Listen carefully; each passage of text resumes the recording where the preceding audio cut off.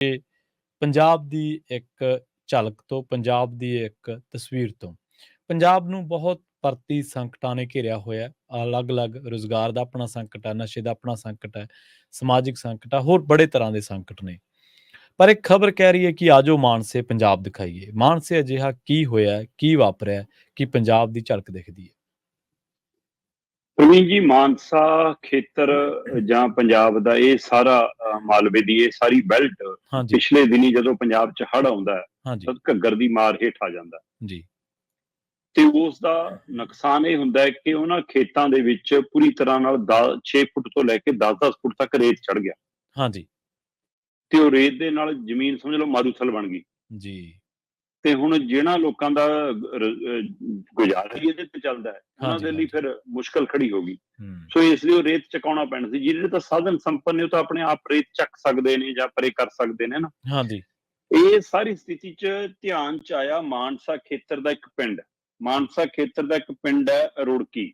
ਜੀ, ਰੁੜਕੀ ਪਿੰਡ ਦਾ ਇੱਕ ਪਰਿਵਾਰ ਆ, ਉਹਦੇ ਕੋਲ 3 ਏਕੜ ਜ਼ਮੀਨ ਆ ਠੀਕ ਹੈ ਜੀ, ਤੇ ਪਰਿਵਾਰ ਦਾ ਮੁਖੀ ਬਹੁਤ ਜ਼ਿਆਦਾ ਬਿਮਾਰ ਆ, ਜੀ, ਜਿਹਦੇ ਕਾਰਨ ਉਹ ਖੇਤੀ ਹੱਥੀਂ ਕੰਮ ਨਹੀਂ ਕਰ ਸਕਦਾ ਤੇ ਹੂੰ, ਜਵਾਕ ਉਹਦਾ ਛੋਟਾ 8ਵੀਂ ਜਮਾਤ 'ਚ ਪੜ੍ਹਦਾ। ਜੀ, ਤੇ ਉਹ ਪਰਿਵਾਰ ਦਾ ਗੁਜ਼ਾਰਾ ਉਹ 3 ਏਕੜ ਜ਼ਮੀਨ ਨੂੰ ਠੇਕੇ ਤੇ ਦੇ ਕੇ ਹੀ ਚੱਲਦਾ।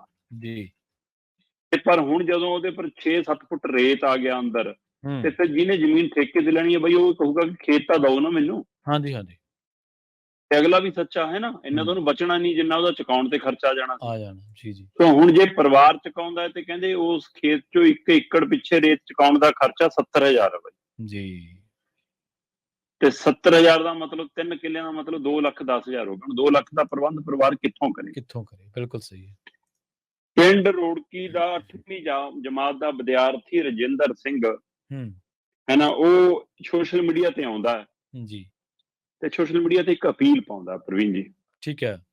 ਕਿ ਸਾਡੇ ਘਰੇ ਚੁੱਲ੍ਹਾ ਮਗਣਾ ਬੰਦ ਹੋਣ ਲੱਗਿਆ ਬਾਈ, ਕਿ ਹੂੰ, ਅਸੀਂ ਰੋਟੀ ਖਾਣੋਂ ਵੀ ਔਖੇ ਹੋਣ ਲੱਗੇ ਹਾਂ ਕਿਉਂਕਿ ਸਾਡੇ ਖੇਤਾਂ 'ਚ ਰੇਤ ਚੜਿਆ ਹੂੰ, ਤੇ ਅਸੀਂ ਉਹ ਰੇਤ ਚੁਕਾਉਣ ਦੀ ਸਥਿਤੀ 'ਚ ਨਹੀਂ ਹੈਗੇ। ਠੀਕ ਹੈ। ਤੇ ਉਹਦੀ ਅਪੀਲ ਇੰਨਾ ਅਸਰ ਕਰਦੀ ਹੈ ਕਿ ਸਵੇਰ ਨੂੰ 1 2 3 4 10 ਨਹੀਂ ਸੈਂਕੜੇ ਟਰੈਕਟਰ ਪਿੰਡ ਰੋੜਕੀ ਪਹੁੰਚ ਜਾਂਦੇ ਨੇ। ਅੱਛਾ, ਵਾਹ! ਕਿਆ ਬਾਤ! ਜੇਸੀਬੀਆਂ ਪਹੁੰਚ ਜਾਂਦੀਆਂ ਨੇ। ਹੂੰ, ਤੇ ਉਹ ਇਸ 8ਵੀਂ ਜਮਾਤ ਦੇ ਵਿਦਿਆਰਥੀ ਰਜਿੰਦਰ ਦੀ ਅਪੀਲ ਤੇ ਇਕੱਲੇ ਇਹਨਾਂ ਦਾ 3 ਏਕੜੇ ਨਹੀਂ, ਹੂੰ, ਆਲੇ ਦੁਆਲੇ ਹੋਰ ਜਿੰਨੇ ਘਰ ਨੇ, ਜਿੰਨਿਆਂ ਦੀ ਜ਼ਮੀਨਾਂ ਨੇ, ਉਹਨਾਂ ਸਾਰਿਆਂ ਦਾ ਰੇਤ ਚੱਕਣਾ ਸ਼ੁਰੂ ਕਰ ਦਿੰਦੇ ਨੇ। ਹੂੰ, ਇਹ ਆ ਪੰਜਾਬ ਬਾਈ। ਜੀ, ਬਿਲਕੁਲ।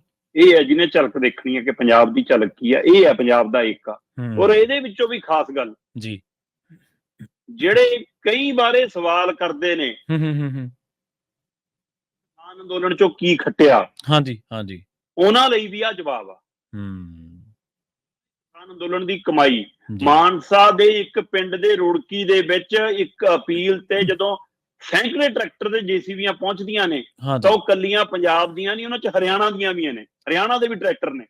ਉਹ ਕਿਉਂਕਿ ਇੱਧਰ ਇਲਾਕਿਆਂ ਉਸ 'ਚ ਹੀ ਪੈਂਦਾ ਅਪੀਲ ਨਾ। ਤੇ ਉਹ ਵੀ ਆਉਂਦੇ ਨੇ। ਹਾਂਜੀ, ਹਾਂਜੀ, ਸੋ ਇਹ ਅਸਰ ਹੈ ਕਿਸਾਨ ਅੰਦੋਲਨ ਦਾ, ਜਿਹੜੇ ਕਹਿੰਦੇ ਕੀ ਹਾਸਲ ਕੀਤਾ, ਆਹ ਹਾਸਲ ਕੀਤਾ। ਜੀ, ਜੀ, ਸੋ ਜਿਹੜੇ ਵੱਟ ਤੇ ਵੀ ਲੜ ਪੈਂਦੇ ਸੀ, ਅੱਜ ਉਹ ਇੱਕ ਦੂਏ ਦੇ ਖੇਤਾਂ ਨੂੰ ਵੀ ਸੰਭਾਲਣ ਲਈ ਆਪ ਮਾਰੇ ਹੁੰਦੇ ਨੇ। ਬਿਲਕੁਲ ਸਹੀ। ਉਸ ਸਮੇਂ ਵੀ ਕਿੰਨਿਆਂ ਨੇ ਇੱਕ ਦੂਜੇ ਦੇ ਖੇਤ ਸਾਂਭੇ। ਸੋ ਇਹ ਉਸ ਪਿੰਡ 'ਚ ਪਿਛਲੇ 4 ਤੋਂ 5 ਦਿਨਾਂ ਤੋਂ ਹੂੰ, ਟਰੈਕਟਰ, ਟਰੈਲੀਆਂ, ਜੇਸੀਬੀ ਲੱਗੀਆਂ ਨੇ। ਜੀ, ਮੁੜ ਕੇ ਜ਼ਮੀਨਾਂ ਨੂੰ ਤਿਆਰ ਕੀਤਾ ਜਾ ਰਿਹਾ, ਖੇਤ ਜੀ, ਬਣਾ ਕੇ ਦਿੱਤੇ ਜਾ ਰਹੇ ਨੇ ਉਹਨਾਂ ਦੇ ਕਿਸਾਨਾਂ ਦੇ ਮਾਲਕਾਂ ਨੂੰ। ਖਾਸ ਕਰ ਛੋਟੇ ਕਿਸਾਨਾਂ ਦੇ ਲਈ ਇਹ ਸੇਵਾ ਵੱਡੀ ਹੈ।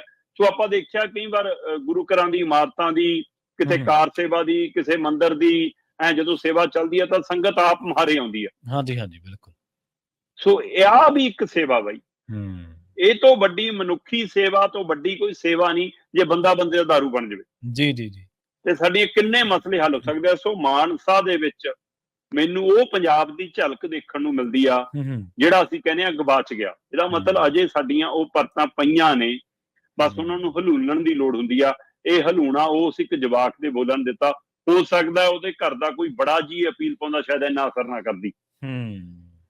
ਇੱਕ ਮਾਸੂਮ ਬੱਚੇ ਦੀ ਮਾਸੂਮੀਅਤ ਦੇ ਉੱਤੇ ਜੀ, ਹੈ ਨਾ, ਜਿਹੜੇ ਪਹੁੰਚੇ ਤੇ ਉਹਨਾਂ ਨੇ ਹਕੀਕਤ ਜਦੋਂ ਦੇਖੀ ਕਿ ਇਸ ਜਵਾਕ ਦੇ ਰਜਿੰਦਰ ਵਰਗੇ ਤਾਂ ਕਿੰਨੇ ਹੋਰ ਪਰਿਵਾਰ ਨੇ ਯਾਰ। ਹਾਂਜੀ, ਬਿਲਕੁਲ ਸਹੀ ਹੈ। ਉਹ ਕਹਿੰਦੇ ਫਿਰ ਸਾਰਿਆਂ ਦਾ ਹੀ ਕੰਮ ਕਰਕੇ ਜਾਵਾਂਗੇ। ਹੂੰ, ਤੇ ਇਸ ਲਈ ਉੱਥੇ ਪਿਛਲੇ 6-7 ਦਿਨਾਂ ਤੋਂ ਇਹ ਸੇਵਾ ਜਾਰੀ ਹੈ ਜੀ। ਜੀ, 6 ਫੁੱਟ ਤੋਂ ਲੈ ਕੇ 10 ਫੁੱਟ ਤੱਕ ਜਿਨ੍ਹਾਂ ਖੇਤਾਂ 'ਚ ਰੇਤ ਭਰਿਆ, ਹੂੰ, ਉਹ ਹੂੰ, ਰੇਤ ਚੱਕਿਆ ਜਾ ਰਿਹਾ, ਇਕੱਠਾ ਕੀਤਾ ਜਾ ਰਿਹਾ, ਚਕਾਇਆ ਜਾ ਰਿਹਾ, ਤੇ ਫਿਰ ਉਹਨਾਂ ਨੂੰ ਖੇਤ ਬਣਾ ਕੇ, ਜਿਨ੍ਹਾਂ ਪਰਿਵਾਰਾਂ ਨੇ ਆਪ ਖੇਤੀ ਕਰਨੀ ਆ ਉਹਨਾਂ ਨੂੰ ਖੇਤ ਜੋ ਤਿਆਰ ਕਰਕੇ ਦਿੱਤੇ ਜਾ ਰਹੇ ਨੇ, ਤੇ ਜਿਨ੍ਹਾਂ ਨੇ ਮਤਲਬ ਕਿ ਦੂਸਰੀ ਤਰ੍ਹਾਂ ਕਿਸੇ ਨੂੰ ਠੇਕੇ ਦੇ ਕੇ ਕਰਨੀ, ਉਹਨਾਂ ਲਈ ਖੇਤ ਤਿਆਰ ਕੀਤੇ। ਇਹ ਕੰਮ ਕੀ ਸਰਕਾਰਾਂ ਨੂੰ ਨਹੀਂ ਕਰਾਉਣਾ ਬਣਦਾ ਸੀ ਕਿ ਸਾਡੀਆਂ ਕੁਤਾਹੀਆਂ ਕਰਕੇ ਆਇਆ ਬਾਈ ਜੀ ਤੁਹਾਡੇ ਖੇਤਾਂ 'ਚ ਰੇਤ? ਹਾਂ, ਬਿਲਕੁਲ। ਮਾਫੀਆ ਤਾਂ ਇਹੀ ਚਲਾਉਂਦੇ ਨੇ, ਰੇਤ ਮਾਫੀਆ ਇੱਥੋਂ ਵੀ ਲੈ ਜਾਂਦੇ ਰੇਤ ਫਿਰ ਇਕੱਠਾ ਕਰਕੇ। ਹੂੰ, ਸੋ ਇਹ ਆਪਣਾ ਕੰਮ ਆਪ ਕਰੀਏ ਅਸੀਂ, ਹੈ ਨਾ। ਜੀ, ਤੇ ਬਿਲਕੁਲ। ਇਹ ਸਾਰਾ ਵਰਤਾਰਾ ਹੁਣ ਕੀ ਜਿਹੜੇ ਉਹ 3 ਮਹੀਨਿਆਂ ਦੇ 2 ਮਹੀਨਿਆਂ ਦੇ ਬਰਸਾਤੀ ਮੌਸਮ ਕਾਰਨ 6 ਮਹੀਨੇ ਦੀ ਫਸਲ ਮਰੀ ਅਗਲੇ ਦੀ, ਇੱਕ ਸੀਜ਼ਨ ਗਿਆ ਪੂਰਾ ਖੇਤੀ ਦਾ, ਉਹਦਾ ਮੁੱਲ ਤਾਰਨਗੀਆਂ ਸਰਕਾਰਾਂ? ਜੀ, ਜੀ। ਤੇ ਅਜੇ ਤੱਕ ਮੁਆਵਜ਼ਿਆਂ ਦਾ ਖੇਡ ਚੱਲ ਰਿਹਾ, ਕਹਿੰਦੇ ਜੀ 2800 3000 ਤੋਂ ਉੱਪਰ ਨਹੀਂ ਮਿਲ ਰਿਹਾ ਕਿਸੇ ਨੂੰ। ਹੂੰ, ਤੇ ਇਹ ਲੋਕਾਂ ਨਾਲ ਧੋਖਾ ਕੌਣ ਕਰ ਰਿਹਾ? ਇੱਕ ਪਾਸੇ ਧੋਖੇ ਦੀ ਖੇਡ ਜਾਰੀ ਆ, ਇੱਕ ਪਾਸੇ ਉਹ ਵੀ ਲੋਕ ਹੋਣਗੇ ਜਿਹੜੇ ਸਾਡੇ ਹੀ ਪਰਿਵਾਰਾਂ ਚੋਂ, ਸਾਡੇ ਹੀ ਘਰਾਂ ਚੋਂ ਨਿਕਲ ਕੇ ਲੀਡਰ ਜਾਂ ਅਫਸਰ ਅਧਿਕਾਰੀ ਬਣੇ ਨੇ, ਉਹ ਇਹਨਾਂ ਮੌਕਿਆਂ ਦੇ ਉੱਤੇ ਵੀ ਕਮਿਸ਼ਨ ਖਾਣ ਦੀਆਂ ਕੋਸ਼ਿਸ਼ਾਂ ਕਰਨਗੇ ਕਿ ਤੇਰੇ ਮੁਆਵਜ਼ੇ ਚੋਂ ਵੀ ਕਮਿਸ਼ਨ ਖਾ ਲਈਏ। ਇੱਕ ਉਹ ਨੇ ਜਿਹੜੇ ਆਪਣਾ ਟਰੈਕਟਰ, ਆਪਣੀ ਮਸ਼ੀਨਰੀ, ਆਪਣਾ ਤੇਲ ਪਾ ਕੇ ਲੋਕਾਂ ਦੇ ਖੇਤ ਤਿਆਰ ਕਰਕੇ ਦੇ ਰਹੇ ਨੇ। ਆਹ ਪੰਜਾਬ ਜੀ। ਸੋ ਆਜੋ, ਜਿਹਨੇ ਪੰਜਾਬ ਦੇਖਣਾ ਉਹ ਪੰਜਾਬ ਆਜੋ, ਮਾਨਸੇ ਆਜੋ, ਪੰਜਾਬ ਦੀ ਝਲਕ ਦਿਖਾਵਾਂਗੇ ਤੁਹਾਨੂੰ। ਬਿਲਕੁਲ ਸ਼ਰਮਾ ਜੀ, ਕਿਸਾਨੀ ਅੰਦੋਲਨ ਨੇ ਸਮਾਜਿਕ ਚੇਤਨਾ ਫੈਲਾਈ ਹੈ ਲੋਕਾਂ ਦੇ ਵਿੱਚ, ਸਮਾਜਿਕ ਜਾਗਰੂਕਤਾ ਫੈਲਾਈ ਹੈ। ਆਪਾਂ ਉਦੋਂ ਦੇਖਿਆ ਨਾ ਜਦੋਂ ਕਿਸਾਨ ਅੰਦੋਲਨ ਚੱਲਿਆ ਸੀ ਤੇ ਲੋਕ ਕਿਵੇਂ, ਖਾਸ ਕਰਕੇ ਇਹਨਾਂ ਇਲਾਕਿਆਂ 'ਚ ਪਹਿਲ ਹੋਈ ਸੀ, ਲੋਕ ਛਟੀਆਂ ਪੱਟ ਕੇ ਢੋ ਰਹੇ ਸੀ ਘਰਾਂ 'ਚ, ਕਣਕਾਂ ਬੀਜ ਰਹੇ ਸੀ, ਕੋਰ ਭਿਉਂ ਰਹੇ ਸੀ, ਮਤਲਬ ਪਹਿਲਾ ਪਾਣੀ ਦੇ ਰਹੇ ਸੀ, ਇਕੱਠੇ ਹੋ ਕੇ 8-8 10-10 ਕਿਸਾਨ ਸਾਰੇ ਪਿੰਡ ਦੀ ਪੈਲੀ ਸਾਂਭੀ ਬੈਠੇ ਸੀ, ਸਾਰੇ ਪਿੰਡ ਦੀ ਬੀਜਾ ਬਜਾਈ ਕਿ ਭਾਈ ਫਲਾਂ ਬੰਦਾ ਬੈਠਾ ਇੰਨੇ ਦਿਨਾਂ ਤੋਂ ਧਰਨੇ ਤੇ, ਆਪਾਂ ਉਹਦੀ ਕਣਕ ਬੀਜਦੇ ਹਾਂ। ਸੋ ਬਿਲਕੁਲ ਜਿੱਥੇ ਹੋਰ ਚੀਜ਼ਾਂ ਵਾਪਰ ਰਹੀਆਂ ਨੇ, ਇਹ ਵੀ ਪੰਜਾਬ ਦੀ ਤਸਵੀਰਾਂ ਦੇ ਵਿੱਚੋਂ ਇੱਕ ਤਸਵੀਰ ਹੈ, ਨਜ਼ੀਰਾਂ ਦੇ ਵਿੱਚੋਂ ਇੱਕ ਨਜ਼ੀਰ ਹੈ। ਜਿਵੇਂ ਆਪਾਂ ਅਕਸਰ ਹੀ ਗੱਲਬਾਤ ਕਰਦੇ ਹੁੰਦੇ ਨਾ ਸ਼ਰਮਾ ਜੀ, ਤੁਸੀਂ ਤਾਂ ਕਵੀ ਬੰਦੇ ਹੋ, ਇਹਨਾਂ ਚੀਜ਼ਾਂ ਦੇ ਤਾਂ ਬਹੁਤ ਸਾਰੀਆਂ ਚੀਜ਼ਾਂ ਲਿਖੀਆਂ ਜਾ ਸਕਦੀਆਂ, ਪਰ ਨਾਲ ਹੀ ਸੋਹਣੇ ਫੁੱਲਾਂ ਵਿੱਚੋਂ ਫੁੱਲ ਗੁਲਾਬ ਨਹੀਂ ਸਹੀ, ਸੋਹਣੇ ਦੇਸ਼ਾਂ ਵਿੱਚੋਂ ਦੇਸ਼ ਪੰਜਾਬ ਨਹੀਂ ਸਹੀ। ਪੰਜਾਬ ਵਰਗਾ ਕੋਈ ਦੇਸ਼ ਦੁਨੀਆ ਤੇ ਲੱਭਣਾ ਬਹੁਤ ਔਖਾ, ਤੇ ਮਾਣ ਹੀ ਰਹਿਣਾ ਕਿ ਪੰਜਾਬੀ ਹੈ, ਪੰਜਾਬ 'ਚ ਜੰਮੇ ਜਾਏ ਆ ਜੀ।